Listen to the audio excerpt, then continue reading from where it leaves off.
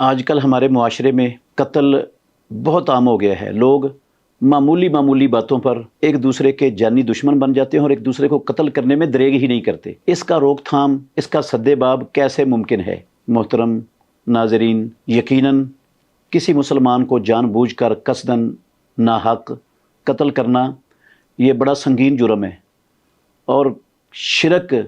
کے قریب کا جتنا بڑا شرک گناہ ہے، اس کے قریب کا بڑا گناہ بھی ہے یہ ناحق کسی کو جان بوجھ کر قصداً قتل کرنا۔ قرآن مجید میں اللہ رب العالمین نے فرمایا وَمَن يَقْتُلْ مُؤْمِنًا مُتَعَمِّدًا فَجَزَاؤُهُ جَهَنَّمُ خَالِدًا فِيهَا، جس نے کسی ایمان والے کو جان بوجھ کر قصداً قتل کر دیا، اس کا بدلہ جہنم ہے جس میں وہ ہمیشہ رہنے والا ہوگا۔ وَلَعَنَهُ، اور اللہ نے اس پر لعنت کی ہے، وَغَضِبَ عَلَيْهِ، اور اللہ اس پر ناراض ہو گیا ہے، وَأَعَدَّ لَهُ عَذَابًا عَظِيمًا، اور اللہ نے ایسے قاتل کے لیے بہت بڑا عذاب تیار کر رکھا ہے۔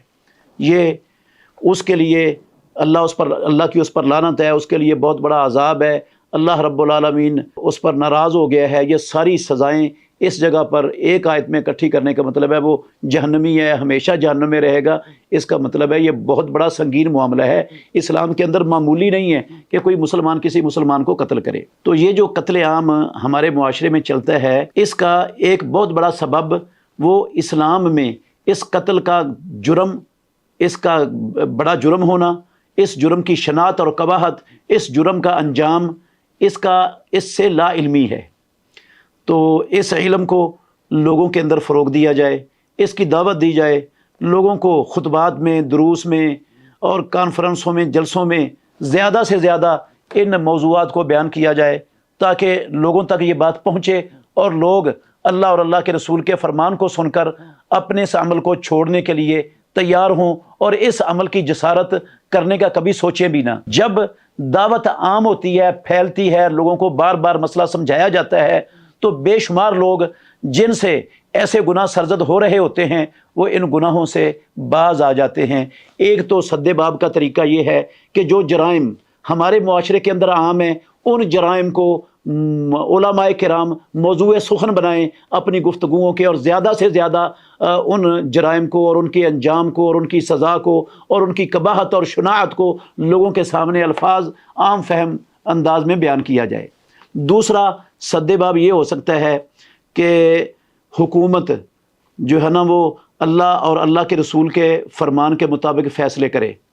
ہماری عدالتوں میں کتاب و سنت کو نافذ کر دیا جائے، کتاب و سنت کے مطابق فیصلے ہوں۔ اور جب کتاب و سنت کے مطابق فیصلے ہوں گے، قاتل کو جو ناحق قتل کرے گا قصاصاً اس کو قتل کر دیا جائے گا، تو ایک قاتل کو قتل کرنے سے بے شمار جانیں محفوظ ہو جائیں گی، جس طرح اللہ نے قرآن مجید میں خود ارشاد فرمایا ہے وَلَكُمْ فِي الْقِصَاصِ حَيَاتٌ يَا أُولِي الْأَلْبَابِ، اے عقل والو، قصاص میں تمہارے لیے زندگی ہے۔ قصاص میں ایک بندہ قتل ہوگا لیکن ہزاروں بندوں کی زندگیاں بچ جائیں گی۔ جب لوگوں کو پتہ چلے گا کہ ہم نے ناحق کسی کو قتل کیا تو ہماری جان جائے گی، ہمارے بچے یتیم ہو جائیں گے، ہماری عورتیں بیوہ ہو جائیں گی، ہمارے ماں باپ روئیں گے، ہماری جائیدادیں جگیریں کمائی ساری دھری کی دھری رہ جائے گی۔ تو پھر جلدی کیے کوئی اس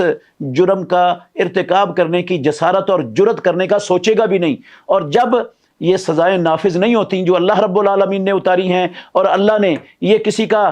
خون خرابہ کرنے کے لیے نہیں، بد امنی کو پھیلانے کے لیے نہیں، یہ امن کو قائم کرنے کے لیے، جانوں کی حفاظت کے لیے رب نے یہ قانون بنایا ہے، تو یہ اس سے بڑھ کر قانون، اس سے بڑھ کر سد باب دنیا میں کسی طریقے سے ہو ہی نہیں سکتا جو سد باب کا طریقہ اللہ رب العالمین نے نازل فرمایا ہے۔ تو اگر ہمارے حکام، ہماری ریاست کے لوگ وہ ان قوانین کو، اللہ کے قوانین کو نافذ کر کے ان کے مطابق فیصلے نہیں کرتے اور قتل عام ہمارے معاشرے کے اندر بڑھتا چلا جاتا ہے، عام ہوتا چلا جاتا ہے، ان کے فیصلے کتاب و سنت کے مطابق نہیں ہوتے، تو اس میں یہ حکمران بھی مجرم ہے، اس قتل کے اندر ان کا بھی حصہ ہے، اور اس قتل کا حساب قیامت والے دن ان قانون بنانے والوں کو، ان قانون نافذ کرنے والوں کو اور ان فیصلے کرنے والوں کو بھی اس ناحق قتل کے اندر جو ہے نا وہ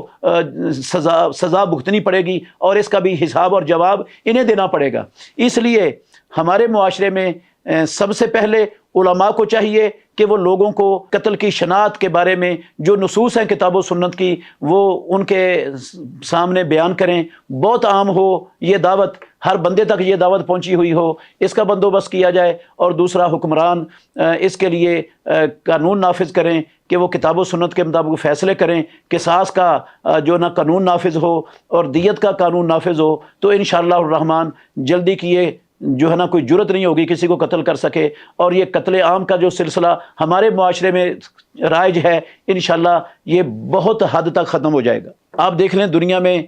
ہر جگہ پر ہی قتل عام ہوتا ہے، امریکہ میں بڑے قتل عام ہوتے ہیں، جو دنیا میں سب سے بڑا امن کا ماما بنا پھرتا ہے۔ سعودی عرب واحد ملک ہے جہاں قاتل کو قصاصاً قتل کر دیا جاتا ہے، اور وہاں کتنے لوگ قتل ہوتے ہیں ساری دنیا کا آپ تجزیہ کر لیں، آپ کو ثابت ہو جائے گا کہ سب سے کم اگر کہیں